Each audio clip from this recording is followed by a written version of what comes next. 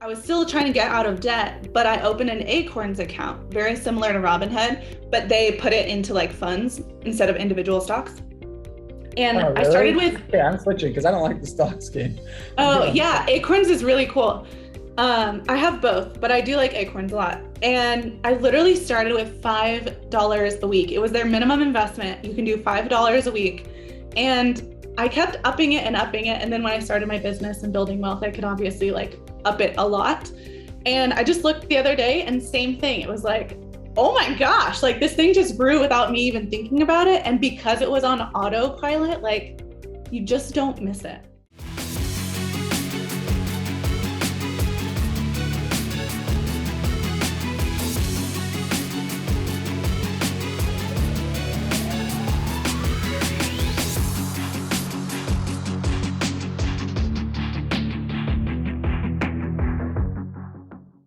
What's your 2 cents on how do you start? Where if I'm 30 years old or I'm 29, or whatever, how old I am, what's your recommendation on starting to build wealth and starting to implement some of these investment strategies so that I go from just income paycheck to paycheck and savings account to wealth building?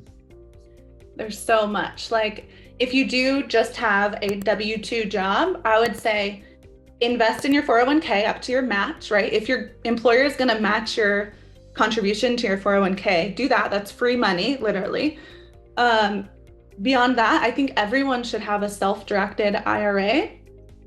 And that just means you put money in a retirement account, but you have control on where it goes. So it doesn't just have to go to the stock market. You can say, I really like crypto and put it into crypto. You can say, I really like real estate. So you can put your retirement account into real estate. So I would say like start contributing as early as you can to your 401k, even if it's like $50 a month. Like you're not gonna realize that $50 a month is gone. Then your self-directed IRA. And I mean, we love real estate, we love crypto, we love, I would say those are like our top two for wealth building. You know, once you buy your first rental property, it just like spirals from there. You get like addicted. You're like, I need another one. I need another one. Or sometimes this morning I got a phone call. Yesterday I got a phone call and the toilet blew up and there was shit everywhere. And so then I go get it fixed yesterday and we were like, don't use the toilet. It'll let it flood again. They used the toilet again this morning. So I was like, you idiots, I have to send the freaking disaster repair people back again today. And that's what you're like, well, rental property, not my jam. But I'm not, luckily I'm just getting the phone calls like, oh, that's cool. What idiots. Like, but I mean, yes, of course. but those situations. I have done many rentals and it's a small price you pay for a large upside. So I would gladly think through that. Anyway, sorry, it's just funny because it happened this morning and I was like, wow, that's been a while since I've had one of these. And now you're like, F real estate. So I think something you said is important. $50 a month. A lot of us get in the mindset of if I don't have 100 grand in the bank or if I don't have 50 grand to go invest, I don't want to invest. Like I have to have a certain dollar amount to start making in order to invest, which I think is a complete falsity. And I think I have to like drink that Kool-Aid even. Like you're right. Like what if you just set up an auto withdrawal that just went somewhere? Yeah. Even if it's 200, 550, 2000, whatever your number is, it's going to start forcing you. So Robinhood, here's one of my strategies is I do certain dollar amount every 2 weeks will go into my Robinhood account.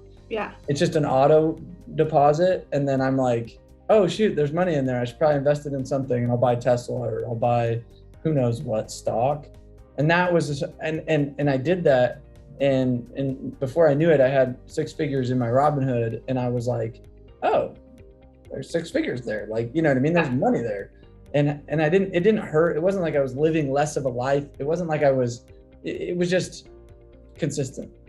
Totally. I have a similar story. Like, when I graduated my master's program, I was in like literally multiple 6 figures of debt between credit card debt. I had to put daycare on my credit card for a year because I had that baby in college and I did my master's program. And then, dude, daycare on a credit card, terrible idea. But anyways, I was still trying to get out of debt, but I opened an Acorns account, very similar to Robinhood, but they put it into like funds instead of individual stocks. And Oh, really? I started with, yeah, I'm switching because I don't like the stocks game. oh yeah, Acorns is really cool. I have both, but I do like Acorns a lot. And I literally started with $5 a week. It was their minimum investment. You can do $5 a week. And I kept upping it and upping it. And then when I started my business and building wealth, I could obviously like up it a lot. And I just looked the other day and same thing. It was like, oh my gosh, like this thing just grew without me even thinking about it. And because it was on autopilot, like you just don't miss it. You really don't. So yeah, try to get things on autopilot. Love that. Love that.